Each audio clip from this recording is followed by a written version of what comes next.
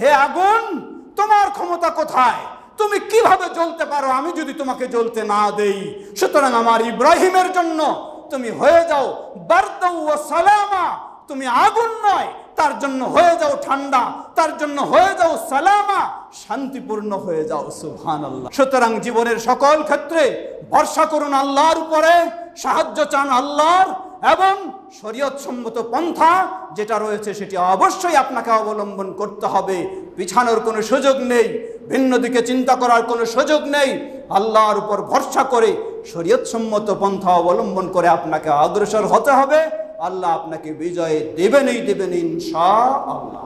সত্যি মানুষের হৃদয়ে যদি সততা থাকে, টালবাহানার চিন্তা না থাকে, আর ভরসা করে সেই আল্লাহ সুবহানাহু ওয়া তাআলার উপরে সাধ্যমতো সে যদি চেষ্টা করে, তাহলে আল্লাহ রাব্বুল আলামিন বলেন ইন্নাল্লাহ ওয়া মান ইয়াতাওয়াক্কাল আলাল্লাহ ফাহুয়া হাসবুহু ইন্নাল্লাহা বালিগু আমরি। যে সত্যিকারী ভাবে আল্লাহর উপর ভরসা করবে, আল্লাহই তার জন্য যথেষ্ট হয়ে যায়। সুবহানাল্লাহ।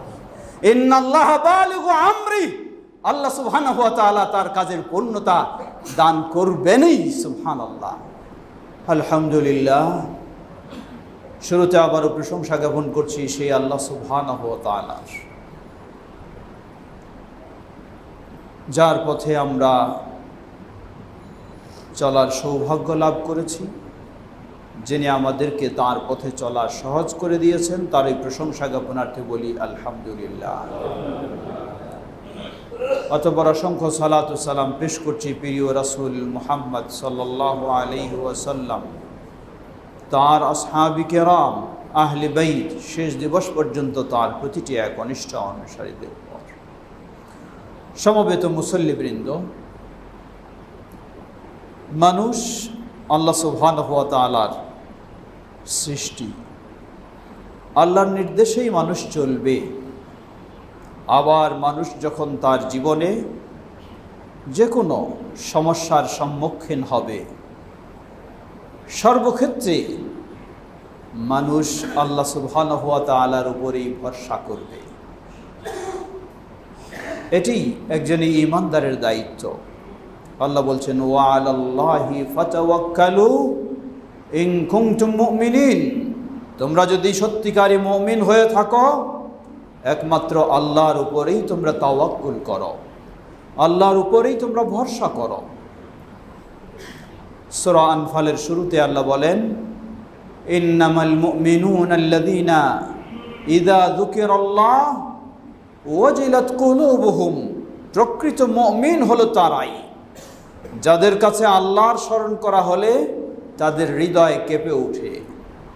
ওয়া ইযা তুলিয়াত আলাইহিম আয়াতুহু যাদাতুহুম ঈমানা। আর তাদের কাছে যখন আল্লাহর আয়াতগুলি পাঠ করে শোনানো হয়, তাদের ঈমান বৃদ্ধি হয়ে যায়। ওয়া আলা রাব্বিহিম ইয়াতাওয়াক্কালুন। আর এই প্রকৃত মুমিনদের বৈশিষ্ট্য হলো তারা সর্বদাই আল্লাহ রাব্বুল আলামিনের উপরেই তাওয়াক্কুল করে, ভরসা করে থাকে। আমরা যেন সেই প্রকৃত মুমিন হতে পারি, আল্লাহ আমাদের তৌফিক দান করুন।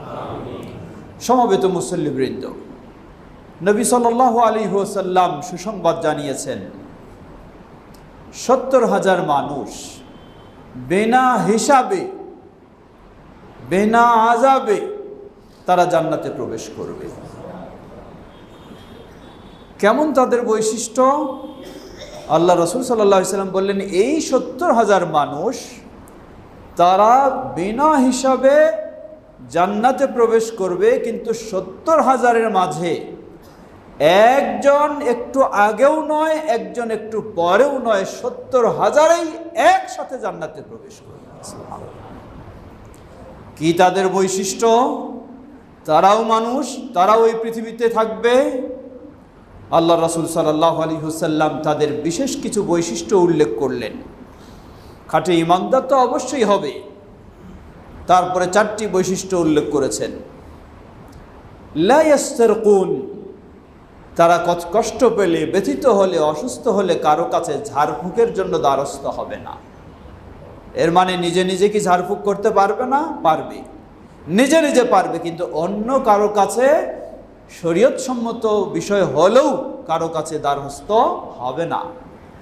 দ্বিতীয়, ওয়ালা ইয়াকতাউন, তারা লৌহ গরম করে শরীরে দাগ দিয়ে সেক দিয়ে চিকিৎসা নেওয়া এটাও করবে না, কারণ এটাও আরেকজন গরম করে আপনার শরীরে সেক দিবে, অন্যজনের উপর নির্ভর করতে হয়। তৃতীয়, ওয়ালা ইয়াতাতায়্যারুন, তারা কখনো অশুভ লক্ষণ মনে করবে না, এটা হলে এই হতে পারে, এটা হলে এই হতে পারে, এই ধরনের কুলক্ষণে বিশ্বাস তাদের নেই। চতুর্থ, ওয়ালা রাব্বিহিম ইয়াতাওয়াক্কালুন, তারা শতভাগ পরিপূর্ণভাবে আল্লাহ রাব্বুল আলামিনের উপরে তাওয়াক্কুল ভরসা করে। আল্লাহ আমাদেরকে সেই গুণ অর্জন করে বিনা হিসাবে জান্নাতে যাওয়ার তৌফিক দান করুন। সমবেত মুসল্লিবৃন্দ, আল্লাহ সুবহানাহু ওয়া তাআলা নির্দেশ দিয়েছেন, ওয়া আলাল্লাহি ফাতাওয়াক্কালু ইন কুনতুম মুমিনিন, যদি তোমরা মুমিন হয়ে থাকো তাহলে একমাত্র আল্লাহর উপরেই তাওয়াক্কুল করো। এটি ঈমানের শর্ত। একমাত্র আল্লাহর উপরে যদি তাওয়াক্কুল না থাকে তাহলে ঈমানদার হওয়া যাবে না। তাওয়াক্কুল কি জিনিস একটু আমাদের বোঝা দরকার। তাওয়াক্কুলের এত গুরুত্ব রয়েছে, এই শব্দটি আরবি হলেও আমাদের কাছে বাংলা ভাষাতেও সুপরিচিত তাওয়াক্কুল শব্দ। বাংলায় আমরা ভরসা বলে থাকি, নির্ভর করা বলে থাকি, কিন্তু তাওয়াক্কুল শব্দটি আল্লাহর উপর তাওয়াক্কুল করলাম, এই শব্দটি আমাদের কাছে সুপরিচিত হয়েছে। শরীয়তের পরিভাষায় তাওয়াক্কুল বলা হয়।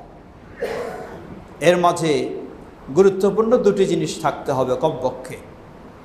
আল ইতিমাদু আলাল্লাহি ইতিমাদান সাদিকা ফি জালবিল মাতলুবি ওয়া আও দাফইল মাকরুহি মা ইত্তিখাযিল আসবাবিল মা'যুন ফিহা। তাওয়াক্কুল শরীয়তের পরিভাষায় বলা হয়, প্রথম হলো আল্লাহ সুবহানাহু ওয়া তাআলার উপরে দৃঢ়ভাবে নির্ভর করা, ভরসা করা, আস্থা রাখা আল্লাহর উপরে। দ্বিতীয়, যে কোনো কল্যাণ কামনায় অথবা অকল্যাণ প্রতিরোধে আল্লাহর উপর পূর্ণ দৃঢ়ভাবে ভরসা রাখা, আস্থা রাখা। দ্বিতীয় দিক হলো মা ইত্তিখাযি আল আসবাব আল মা'যুনা ফিহা, শরীয়ত সম্মত উপায় আমাকে অবশ্যই অবলম্বন করতে হবে। শরীয়ত সম্মত উপায় মানে কি?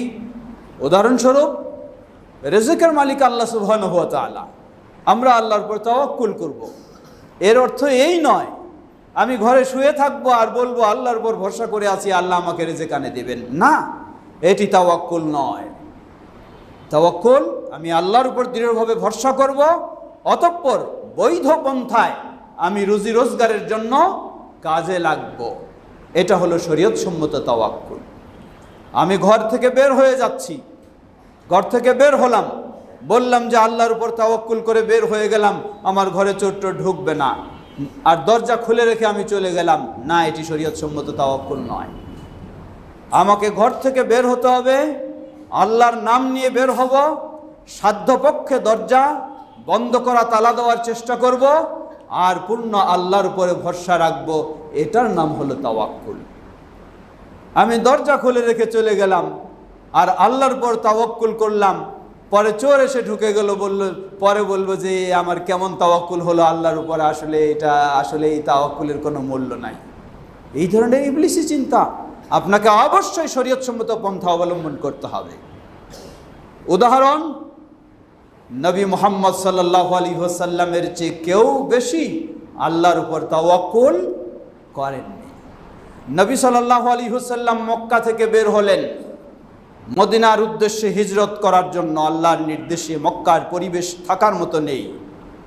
বের হলেন, তিনি তো বলতে পারতেন আমি আল্লাহর সবচেয়ে প্রিয় বান্দা, আল্লাহর কাছে দোয়া করলে কবুল হয়ে যায়, আমি আবার লুকাবো কেন, আমি আবার গর্তে আশ্রয় নেব কেন, আমি খোলাভাবে থাকবো, মুক্তভাবে থাকবো, এটাই আমার আল্লাহর উপর ভরসা।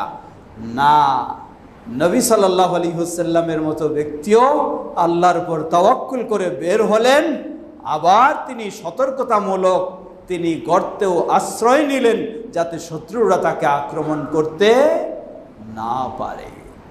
সুতরাং মনে রাখবেন, কিছু সুফিবাদী চরমপন্থী রয়েছে, তারা বলে যে এই কোনো উপায় অবলম্বন করতে হবে না, উপায় অবলম্বন করলে আল্লাহর পর আমার তাওয়াক্কুল হলো না। এটি তাদের ভ্রান্ত আকীদা, ভ্রান্ত বিশ্বাস। অবশ্যই উপায় অবলম্বন করতে হবে, কিন্তু সেই উপায়টা হবে শরীয়ত সম্মত। অবৈধ উপায় অবলম্বন করা যাবে না। নবী সাল্লাল্লাহু আলাইহি ওয়াসাল্লাম বলতে পারতেন, আমি কেন গর্তে আশ্রয় নেব, আমার আল্লাহ আছে, আল্লাহর উপরে আমি ভরসা করেছি। না, তিনি আল্লাহর উপর অবশ্যই ভরসা করেছেন এবং শরীয়ত সম্মত নিজেকে সেভ করার জন্য যতটুকু শরীয়ত অ্যালাউ করে সেই ব্যবস্থাও তিনি নিয়েছেন। আল্লাহ সুবহানাহু ওয়া তাআলা তাকে রক্ষা করেছেন। সেই গর্তের ভিতরে পাহাড়ের উপরে শত্রু বাহিনী ঘোরাফেরা করছে। আবু বকর সিদ্দিক রাদিয়াল্লাহু তাআলা আনহু তিনি দেখছেন, বুঝতে পারছেন যে উপরে তারা নিচের দিকে তাকালেই আমাদেরকে দেখে ফেলবে। নবী সাল্লাল্লাহু আলাইহি ওয়াসাল্লামকে তিনি ভীত হয়ে বললেন, হে আল্লাহ রাসূল সাল্লাল্লাহু আলাইহি ওয়াসাল্লাম, শত্রুরা আমাদের উপরে ঘোরাফেরা করছে, যদি নিচের দিকে তাকায় তাহলেই তো আমাদেরকে দেখে ফেলবে। নবী সাল্লাল্লাহু আলাইহি ওয়াসাল্লাম একদিকে আশ্রয় নিয়েছেন, সতর্কতা অবলম্বন করেছেন, আবার দৃঢ়ভাবে আল্লাহর উপর ভরসা রেখেছেন। তিনি বললেন, জেনে রাখো, লা তাহজান, তুমি দুশ্চিন্তা করো না, ইন্নাল্লাহা মা'ানা, আল্লাহ সুবহানাহু ওয়া তাআলা আমাদের সাথে রয়েছেন। সুবহানাল্লাহ। এই ছিল দৃঢ় মনোবল, দৃঢ় আল্লাহর উপর ভরসা। আবার তিনি চেষ্টাও করেছেন, সতর্কতা অবলম্বন করেছেন। সমবেত মুসল্লিবৃন্দ, সুতরাং আপনাকে অবশ্যই ব্যবস্থা নিতে হবে। ব্যবস্থা নেবেন না, ঘরে বসে থাকে বলবেন, তা হবে না। আরেকটি ছোট্ট উদাহরণ, সহিহুল বুখারীর একটি দীর্ঘ হাদিস নিয়ে এসেছেন ইমাম বুখারী রাহিমাহুল্লাহ। পূর্ববর্তী কওমের একটি ঘটনা। একজন ব্যক্তি তিনি আরেকজন ব্যক্তিকে কিছু ঋণ দিয়েছিলেন বা তার কাছ থেকে ঋণ নিয়েছিলেন, কর্জ নিয়েছিলেন, এবং কর্জ নেওয়ার সময় তাদের দিনকাল নির্ধারণ ছিল যে 3 মাস পর বা এতদিন পর আমি আপনার কর্জ পরিশোধ করব। যিনি নিলেন কর্জ, হাদিস সহিহুল বুখারী, এটি কোনো কাহিনী নয়, যিনি কর্জ নিলেন ভালো মানুষ, তিনি নির্দিষ্ট টাইমে কর্জ পরিশোধ করবেন, তার এই দৃঢ় ইচ্ছা রয়েছে। কর্জ পরিশোধের সময় হয়ে গেল, এখন তিনি ওই লোককে খুঁজে পাচ্ছেন না, অথবা ওই লোক এবং দুইজনের মাঝে একটা নদী, যাওয়ার কোনো মাধ্যম নেই, পথ নেই, কিভাবে তার কাছে এটা পৌঁছাবেন? অথচ সময় হয়ে গেছে, তাকে পৌঁছানোর সময়, ফেরত দেওয়ার সময়। তিনি বসে থাকলেন না, তিনি চেষ্টা করলেন, চলে গেলেন নদীর কিনারায় তার টাকা পয়সা নিয়ে, কোনো পৌঁছানোর মাধ্যম আছে কিনা চেষ্টা করলেন। দেখলেন নদী পার হওয়ার কোনো পৌঁছানোর মাধ্যম নেই। কি করলেন বেচারা? হঠাৎ নদীতে একটা বড় গাছের খণ্ড ভেসে আসছে, তিনি সেটা তুললেন। তুলে তিনি ভাবলেন, কোনো যেহেতু পাঠানোর ব্যবস্থা নেই, নদী পার হওয়ারও উপায় নেই, তিনি সেই কাঠের খণ্ডটা খোদাই করলেন। খোদাই করে যেই পরিমাণ তার কর্জের অর্থ ছিল সেটি সেখানে রাখলেন, রেখে লিখে দিলেন সেখানে এক কাগজে যে এটি আমার, আমি কর্জ নিয়েছি, এখন আপনাকে যথাসময় আমি পৌঁছাতে পারছি না, আল্লাহর উপর ভরসা রেখে আমি আপনার জন্য এটি পাঠানোর ব্যবস্থা করছি। এটি বন্ধ করে দিয়ে তিনি আবার নদীতে সেই কাঠের খণ্ডটাকে ছেড়ে দিলেন। আল্লাহু আকবার। ওই পার্শ্বে ওই ব্যক্তি তিনি আবার অপেক্ষা করে আছেন যে তার তো আমার কর্জ ফেরত দেওয়ার কথা, তিনি তো হয়তো আসতেছেন কোনো দিক থেকে। দেখলেন কোনো বাহন নেই, কোনো আসার পথ নেই। তিনি অপেক্ষা করতে করতে এর মধ্যে দেখছেন যে একটা কাঠের খণ্ড ভেসে আসছে। তিনি সেই কাঠের খণ্ডটাকে তুলে নিলেন, নিয়ে হয়তো বাড়ির কোনো কাজে খড়ি হিসেবে ব্যবহার করবেন, তাই সেটাকে নিয়ে গেলেন বাড়িতে। বাড়িতে নিয়ে খড়ির জন্য আরও ছোট করে যখন কাটার ব্যবস্থা নিলেন, কাঠের ভিতরে, খণ্ডের ভিতরে দেখছেন তার সেই টাকা পয়সা, তার সেই বন্ধু প্রিয় ব্যক্তি লিখে দিয়েছে যে তোমার কর্জের পয়সাগুলি আমি এখানে দিলাম, তোমার কাছে পৌঁছানোর ব্যবস্থা না পেয়ে তিনি সেটা পেয়ে গেলেন। সুবহানাল্লাহ, আল্লাহু আকবার। সত্যি মানুষের হৃদয়ে যদি সততা থাকে, টালবাহানার চিন্তা না থাকে, আর ভরসা করে সেই আল্লাহ সুবহানাহু ওয়া তাআলার উপরে সাধ্যমতো সে যদি চেষ্টা করে, তাহলে আল্লাহ রাব্বুল আলামিন বলেন ইন্নাল্লাহ ওয়া মান ইয়াতাওয়াক্কাল আলাল্লাহ ফাহুয়া হাসবুহ ইন্নাল্লাহা বালিগু আমরি, যে সত্যিকারী ভাবে আল্লাহর উপর ভরসা করবে আল্লাহই তার জন্য যথেষ্ট হয়ে যায়। সুবহানাল্লাহ, ইন্নাল্লাহা বালিগু আমরি, আল্লাহ সুবহানাহু ওয়া তাআলা তার কাজের পূর্ণতা দান করবেনই। সুবহানাল্লাহ। প্রিয় ভাইরা আমার, আসুন মুমিন হিসাবে কে কোন দিক থেকে কি করবে, আপনার বিপদের পথ তৈরি করবে, আপনার ক্ষতি সাধন করার চেষ্টা করবে, আপনাকে লাঞ্ছিত করার চেষ্টা করবে, আপনাকে ক্ষতিগ্রস্ত করার চেষ্টা করবে, আর যাই কিছু করুক না কেন সর্বক্ষেত্রে আপনি ভরসা করবেন সেই আল্লাহ সুবহানাহু ওয়া তাআলার উপরে, এবং সত্যিকারী ভরসা করে আপনার শরীয়ত সম্মত পন্থা আপনি অবলম্বন করবেন। আল্লাহ সুবহানাহু ওয়া তাআলা সেই বাতিলকে পরাজয় করে আপনাকে প্রতিষ্ঠিত করবেনই করবেন ইনশাআল্লাহ। এটি অসংখ্য প্রমাণ। লক্ষ্য করুন, আল্লাহ সুবহানাহু ওয়া তাআলা কোরআনুল কারীমে অসংখ্য তথ্য আমাদেরকে দিয়েছেন। মূসা আলাইহিস সালাতু ওয়াস সালাম যেই সময়ে তার জন্ম, ফেরাউনের ডিক্লারেশন, গোটা রাজ্যে সাম্রাজ্যে কোনো ছেলে সন্তানকে জীবিত রাখা হবে না, ছেলে কারো জন্ম লাভ করেছে জানা গেলেই তাকে ছোট বয়সেই তাকে হত্যা করা হবে। আল্লাহু আকবার। আল্লাহ সুবহানাহু ওয়া তাআলা যাকে রাখবেন কেউ তাকে মারতে পারে না, আর আল্লাহ যাকে মারবেন কেউ তাকে রাখতে পারে না। আল্লাহ যাকে সম্মানিত করবেন যতই অপচেষ্টা করুক না কেন অপমানিত করতে পারে না। হয়তো সাময়িক কিছু, কিন্তু আল্লাহর সম্মানই থাকবে। মূসা আলাইহিস সালামের জন্ম হলো, মা অস্থির, ফেরাউনের বাহিনীর তল্লাশি চলছে, জানতে পারলেই তো হত্যা করবে। মা আল্লাহর কাছে সাহায্য চাইলেন।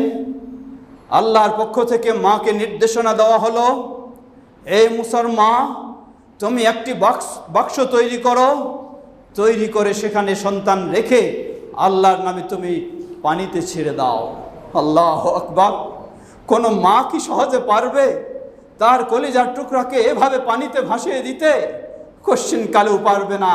কিন্তু মা যখন প্রকৃতপক্ষে আল্লাহর উপর ভরসা করবে, আল্লাহর উপরে বিশ্বাস রাখবে যে আল্লাহ বাঁচালেই বাঁচবে, আল্লাহ রাখলেই থাকবে, এই বিশ্বাস যখন হবে মায়ের, আর এই ভরসা যখন থাকবে, তখন তো আল্লাহ সুবহানাহু ওয়া তাআলা তাই করবেন। আল্লাহর নির্দেশে তাই করলেন। মা ধৈর্য ধারণ করতে পারছেন না, তবু উপায় নেই। সন্তানকে ঘরে রাখলে তো সে নিহত হবেই, হত্যা করবেই ফেরাউনের বাহিনী। সুতরাং আল্লাহর নির্দেশে সেই বক্সে ভরে পানিতে ভাসিয়ে দিলেন। আল্লাহু আকবার। যেই ফেরাউনি হত্যা করার জন্য প্রস্তুত, সেই ফেরাউনের ঘরে আল্লাহ সুবহানাহু ওয়া তাআলা এই মূসাকে পৌঁছে দিলেন। সুবহানাল্লাহ। সেই ফেরাউনের ঘরেই পৌঁছে দিলেন। ছোট্ট বাচ্চা, মায়ের দুধ পান করা ছাড়া তাকে মানুষ করা সম্ভব নয়। কিভাবে মায়ের দুধ পান করাবে? কোন মা তাকে দুধ পান করাবে? আল্লাহ সুবহানাহু ওয়া তাআলা বিস্তারিত ঘটনা কোরআনুল কারীমে তুলে ধরেছেন। আবার আল্লাহ রাব্বুল আলামিন সেই মূসা আলাইহিস সালামকে দুধ পানের কারণে তার মায়ের কাছেই আবার আল্লাহ ফিরিয়ে দিলেন। সুবহানাল্লাহ। কিন্তু এটি ফিরিয়ে দেওয়া হলো যেই ফেরাউন নির্দেশ দিয়েছে ছেলে সন্তানদেরকে হত্যার, সেই ফেরাউনেরই ব্যবস্থাপনায় আবার তার মায়ের কাছে ফিরিয়ে দেওয়া হলো। সুবহানাল্লাহ। এভাবেই আল্লাহ সুবহানাহু ওয়া তাআলার উপরে যে ভরসা করে আল্লাহ রক্ষা করেন। লক্ষ্য করুন, আল্লাহ রাব্বুল আলামিন আরো বিষয় তুলে ধরেছেন। ইব্রাহিম আলাইহিস সালাম, খলিলুল্লাহ, যিনি, ইব্রাহিম আলাইহিস সালামের বিরুদ্ধে সকল মুশরিকরা ঐক্যবদ্ধ হয়ে গেল, একমাত্র তিনি একাই তাওহীদের পক্ষে। এরপরেও তিনি আল্লাহর উপর ভরসা করে সংগ্রাম চালিয়ে যাচ্ছেন। সকল মুশরিক ঐক্যবদ্ধ হয়ে ইব্রাহিম আলাইহিস সালামকে দুনিয়া থেকে শেষ করে দেবেন। ইবলিস এসে সুপরামর্শ দিল, বিশাল অগ্নিকাণ্ডের ব্যবস্থা হলো। এই অগ্নিকাণ্ডে নিক্ষেপ করা হবে ইব্রাহিমকে, একেবারে নিশ্চিহ্ন করে দেওয়া হবে। ইব্রাহিমের মতো কেউ কথা বলার জন্য আর পৃথিবীতে সুযোগ না পায়। তাই দৃষ্টান্তমূলক প্রকাশ্যে অগ্নিকাণ্ডে নিক্ষেপ করে তাকে জ্বালিয়ে পুড়ে শেষ করা হবে। আল্লাহু আকবার।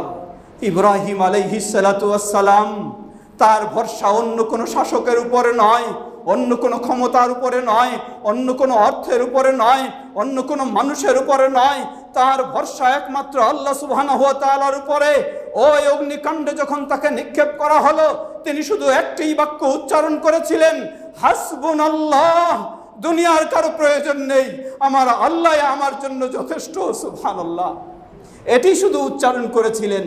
আল্লাহ সুবহানাহু ওয়া তাআলা সেই আগুনকে নির্দেশ দিলেন, খুনি বারদাও ওয়া সালামা, হে আগুন তোমার ক্ষমতা কোথায়, তুমি কিভাবে জ্বলতে পারো আমি যদি তোমাকে জ্বলতে না দেই। সুতরাং আমার ইব্রাহিমের জন্য তুমি হয়ে যাও বারদাও ওয়া সালামা, তুমি আগুন নয়, তার জন্য হয়ে যাও ঠান্ডা, তার জন্য হয়ে যাও সালামা, শান্তিপূর্ণ হয়ে যাও। সুবহানাল্লাহ, তাই হয়ে গেল। আল্লাহু আকবার। সুতরাং জীবনের সকল ক্ষেত্রে ভরসা করুন আল্লাহর উপরে, সাহায্য চান আল্লাহর, এবং শরীয়ত সম্মত পন্থা যেটা রয়েছে সেটি অবশ্যই আপনাকে অবলম্বন করতে হবে। পিছানোর কোনো সুযোগ নেই, ভিন্ন দিকে চিন্তা করার কোনো সুযোগ নেই। আল্লাহর উপর ভরসা করে শরীয়ত সম্মত পন্থা অবলম্বন করে আপনাকে অগ্রসর হতে হবে। আল্লাহ আপনাকে বিজয় দেবেনই দেবেন ইনশাআল্লাহ।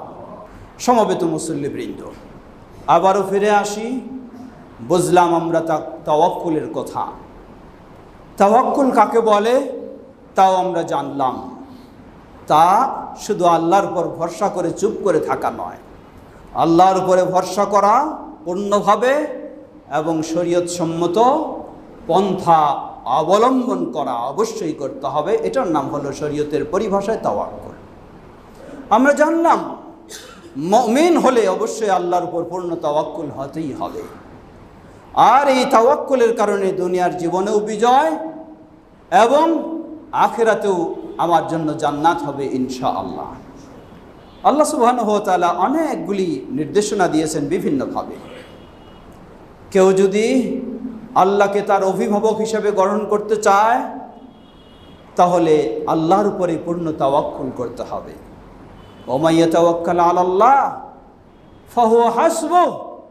আর কেউ যদি আল্লাহকেই তার সব সফলতার ক্ষেত্রে যথেষ্ট মনে করে তাহলে তাকে পূর্ণভাবে আল্লাহর উপরেই তাওয়াক্কুল করতে হবে। সেই নবী সাল্লাল্লাহু আলাইহি ওয়াসাল্লাম সুসংবাদ দিয়েছেন, কেউ যদি বিনা হিসাবেও জান্নাতে যেতে চায় তাহলে তাকে সর্বোচ্চ আল্লাহর উপরেই তাওয়াক্কুল করতে হবে। আসুন আমরা যেন প্রকৃতভাবে শরীয়ত সম্মত যে তাওয়াক্কুল, সেই তাওয়াক্কুলে আমাদের জীবনে সর্বক্ষেত্রে অবলম্বন করতে পারি। আল্লাহ আমাদের তৌফিক দান করুন। তাওয়াক্কুলের প্রকারভেদ রয়েছে। তাওয়াক্কুল সাধারণত তিন প্রকার। প্রথম হলো তাওয়াক্কুলু ইবাদাতিন ওয়া খুদুইন, যেই তাওয়াক্কুলটা হলো পরিপূর্ণ একটা ইবাদত, ভরসাটা পরিপূর্ণ ইবাদত। যে কোনো বিষয়ের ক্ষেত্রে কোনো কল্যাণ কামনায় বা অকল্যাণ প্রতিরোধে আপনি পরিপূর্ণ আন্তরিকভাবে দৃঢ়ভাবে ভরসা রাখবেন একমাত্র আল্লাহ সুবহানাহু ওয়া তাআলার উপরে। এটা হলো তাওহীদ। আর এই পূর্ণ ভরসাটা যদি আল্লাহর উপরে না হয়ে অন্য কোনো ব্যক্তি বা গোষ্ঠীর উপরে হয়, যেটি আল্লাহর উপরে হওয়া উচিত, তাহলে এটি হয়ে যাবে পরিপূর্ণ শিরক, শিরকে আকবার, বড় শিরক। দ্বিতীয় প্রকার তাওয়াক্কুল, আল্লাহ সুবহানাহু ওয়া তাআলা প্রতিটি জিনিস মাধ্যমে সেগুলিকে বাস্তবায়ন হয়।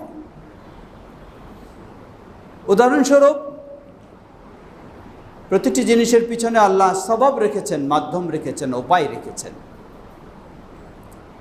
উদাহরণস্বরূপ, আপনি একটা জব নেবেন, একটা চাকরি নেবেন, কিন্তু চাকরি তো আপনার ঘরে বসে হবে না, কোনো কোম্পানির কাছে আপনাকে যেতে হবে, গিয়ে সেখানে চাকরি অনুসন্ধান করতে হবে।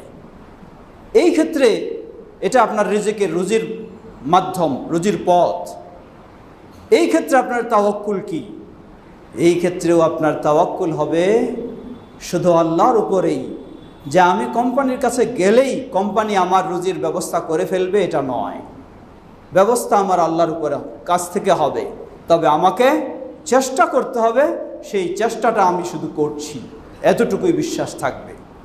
কিন্তু কেউ যদি আল্লাহর চেয়ে কোম্পানির উপরে বেশি দৃঢ় হয়ে যায়, বেশি বিশ্বাসী হয়ে যায়, বেশি ভরসা করে ফেলে, তাহলে এটি হবে শিরকে আসগার, ছোট শিরক হবে। অতএব কোম্পানির কাছে আমি যাব, আমি চাকরির তলাশ করব, এটি শরীয়ত আমাকে অনুমতি দিয়েছে, কিন্তু এটারই উপরে আমি পূর্ণ ভরসা করব না। পূর্ণ ভরসা আমার আল্লাহ সুবহানাহু ওয়া তাআলার উপরে। তৃতীয়, এই প্রকার তাওয়াক্কুল, এটি মূলত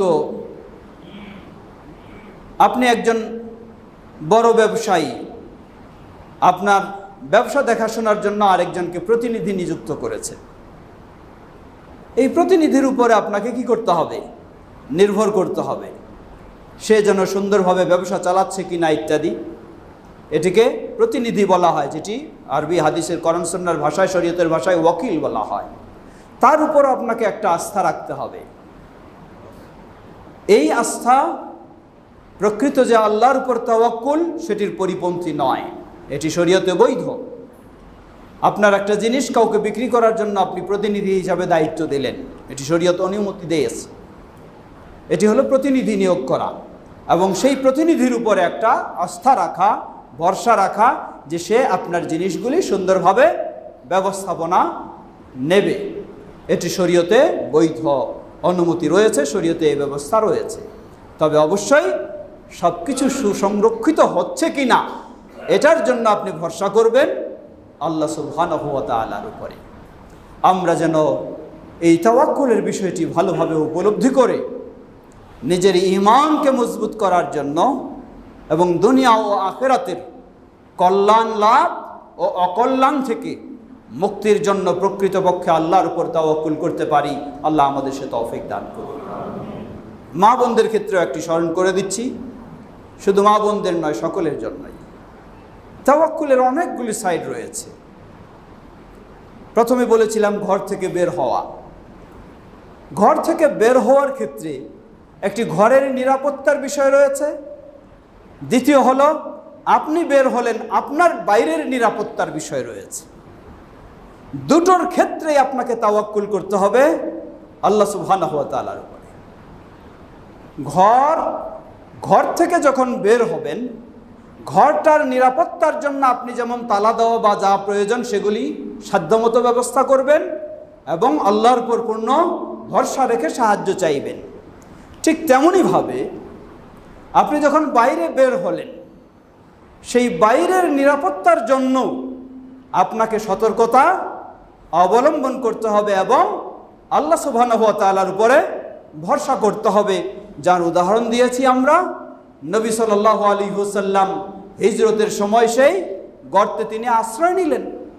এখন আপনি ঘর থেকে বের হলেন, বললেন আমি আল্লাহর তাওয়াক্কুল করে বের হয়েছি, চলন্ত রাস্তার মাঝেতেই আপনি নেমে গেলেন, তাহলে তো আপনার জন্য দুর্ঘটনা ঘটবেই, স্বাভাবিক এটা। কারণ আপনি দুর্ঘটনায় নিজেকে নিক্ষেপ করলেন, কোনো সতর্কতা অবলম্বন করলেন না। ইসলাম আপনাকে বলে নাই যে আপনি শুধু তাওয়াক্কুল করবেন আর চলন্ত রাস্তার মধ্যে আপনি নিজে নেমে পড়বেন, বা চলন্ত ট্রেনের লাইনে আপনি গিয়ে বসে থাকবেন আর বলবেন আমি তাওয়াক্কুল করলাম। না, এটি কখনো হতে পারে না।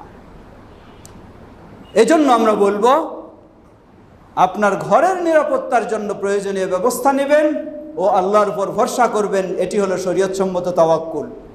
বের হওয়ার সময়ও আপনি আল্লাহর উপর ভরসা করবেন, শরীয়তসম্মত ব্যবস্থা নেবেন, সেটি হলো তাওয়াক্কুল।